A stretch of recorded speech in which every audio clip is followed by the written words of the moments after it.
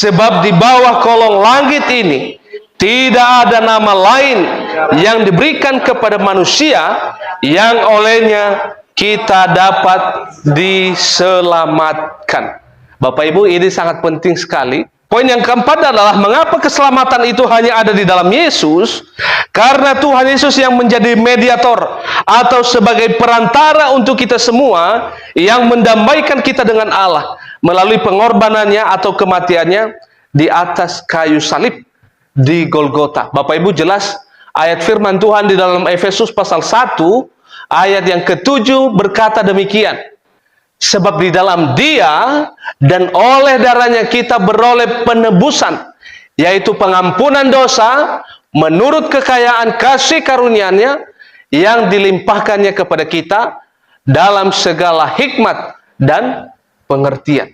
Bapak Ibu, jelas hal demikian bahwa sebab di dalam Dia dan oleh darahnya kita beroleh penebusan.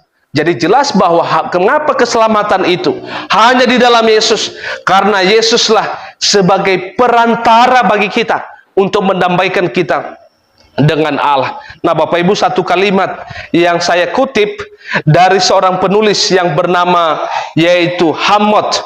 Dia mengatakan demikian Bapak Ibu. Keselamatan kita adalah urusan kita yang paling utama. Itu sangat penting Bapak Ibu. Keselamatan kita adalah urusan kita yang paling utama dan harus berada paling dekat dengan hati kita. Keselamatan itu adalah pertolongan kita dari murka dan kutuk, serta pemulihan bagi kita untuk mendapatkan perkenanan dan berkat Allah. Jadi kalimat ini saya sangat setuju dengan apa yang dikatakan oleh beliau. Nah Bapak Ibu, ini adalah bagian yang pertama yang perlu kita perhatikan. Mengapa keselamatan itu hanya ada di dalam Yesus? Poin yang kedua Bapak Ibu. Nah poin yang kedua, apa kata firman Tuhan tentang keselamatan jiwa yang kekal bagi seluruh umat manusia? Poin yang kedua Bapak Ibu, kita coba baca bersama-sama yuk. 1, 2, 3 ya. Sebab di bawah kolong langit ini tidak ada nama lain yang diberikan kepada manusia yang olehnya kita dapat diselamatkan. Bapak Ibu, ini sangat penting sekali. Sebab di bawah kolong langit ini tidak ada nama lain yang diberikan kepada manusia yang olehnya kita dapat diselamatkan. Sangat jelas ini Bapak Ibu. Apa artinya kalimat itu Bapak Ibu? Ini adalah menunjukkan sebuah nama. Sebab di bawah kolong langit ini tidak ada nama lain. Tidak ada nama lain tertuju kepada siapa itu Bapak Ibu? Kepada nama Yesus. Bapak Ibu, nama Yesus itu di dalam bahasa Yunani, kalau bahasa Ibrani itu adalah Yosua. Tuhan yang menyelamatkan. Maka jelas ini adalah itu sebagai suatu, yaitu identitas diri tentang nama ini. Jadi jelas bahwa sebab di bawah kolong langit ini tidak ada nama lain yang diberikan kepada manusia yang olehnya kita dapat diselamatkan. Tidak ada nama lain yang kita dapat menerima keselamatan itu, yaitu selain di dalam Tuhan Yesus. Apa artinya? Nama Yesus itu adalah sebagai nama yang agung, nama yang suci, nama yang memberikan keselamatan bagi kita. Makanya Bapak Ibu, kalau misalnya kita mendengarkan suatu nama orang yang terkenal misalnya adalah Ronaldo. Bapak Ibu, apa di bayangan kita kalau mendengar seorang nama yang bernama Ronaldo? Dia adalah orang yang terkenal, pemain bola yang terhebat di dunia. Maka nama itu tidak ada yang membandingi kalau kita mendengar nama Ronaldo. Misalnya siapa lagi Bapak Ibu?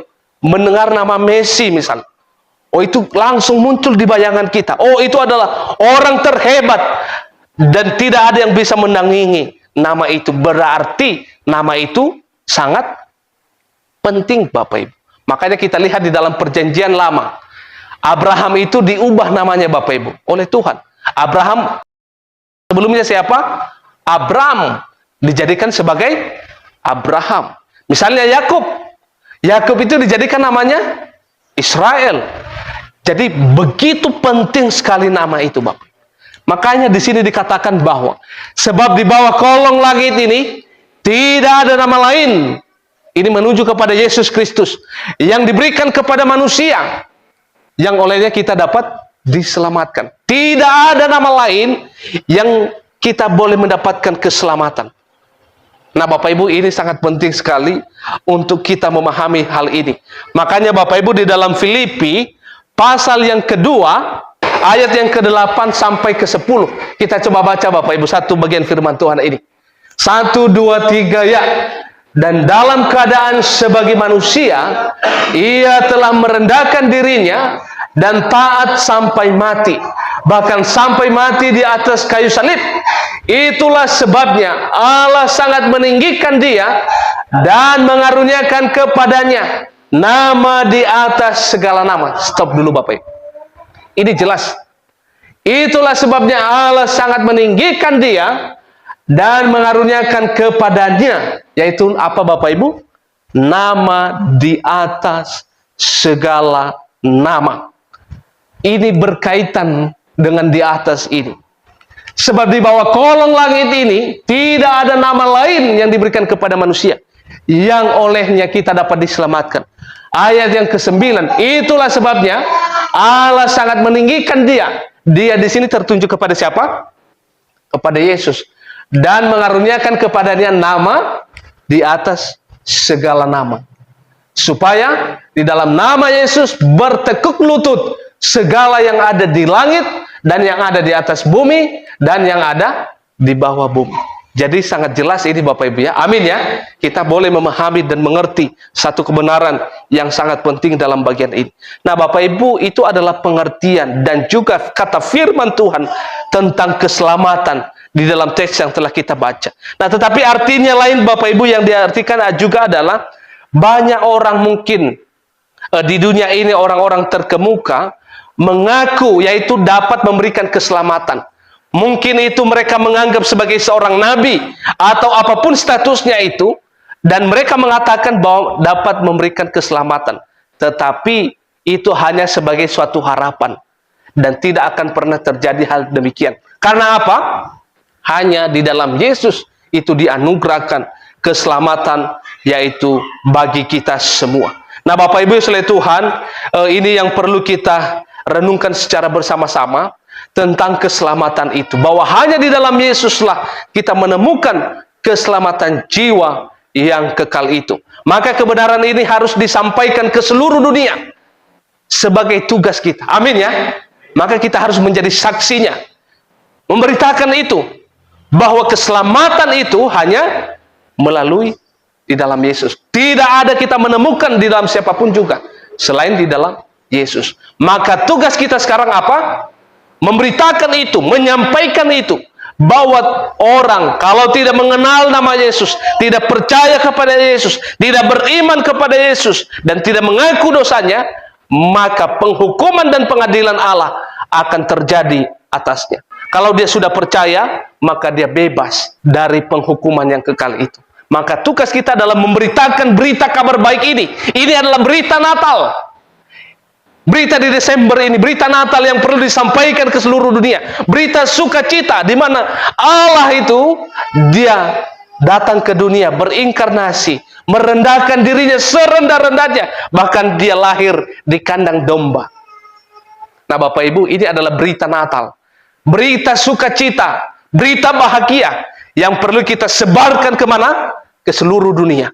Dan ini tugas saya dan kita semua. Dan kita juga tiap-tiap hari memberitakan hal demikian. Bapak Ibu sekalian Tuhan, bagi yang terakhir dan kesimpulan, ini satu kalimat. Inilah kehormatan di dalam nama Yesus Kristus, yaitu bahwa nama itu sajalah satu-satunya nama yang melaluinya kita dapat diselamatkan. Di dalam Yohanes pasal 14 ayat yang ke-6 Bapak Ibu, kita baca bersama-sama yuk. 1, 2, 3 ya. Kata Yesus kepadanya, Akulah jalan dan kebenaran dan hidup. Tidak ada seorang pun yang datang kepada Bapa kalau tidak melalui aku. Kita kembali kepada tema kita. Kelahiran Sang Mesias mematahkan kuasa dosa dan menganugerahkan keselamatan bagi seluruh umat manusia. Kita bersatu di dalam doa. Kami bersyukur Tuhan pada kesempatan ini, lewat firman, satu kebenaran yang telah Engkau singkapkan bagi kami. Biarlah ini menjadi bagian kami, dan kami boleh memahami dan mengertinya. Dan terlebih juga berita sukacita ini, berita kabar baik ini, kami boleh mengambil bagian dan juga menceritakannya kepada seluruh orang, sehingga mereka juga boleh mendapatkan yaitu sukacita yang abadi melalui keselamatan yang Tuhan anugerahkan bagi setiap orang yang percaya dan menerima Engkau sebagai satu-satunya Tuhan dan Juru Selamat. Dalam nama Tuhan Yesus kami berdoa dan bersyukur. Haleluya. Amin.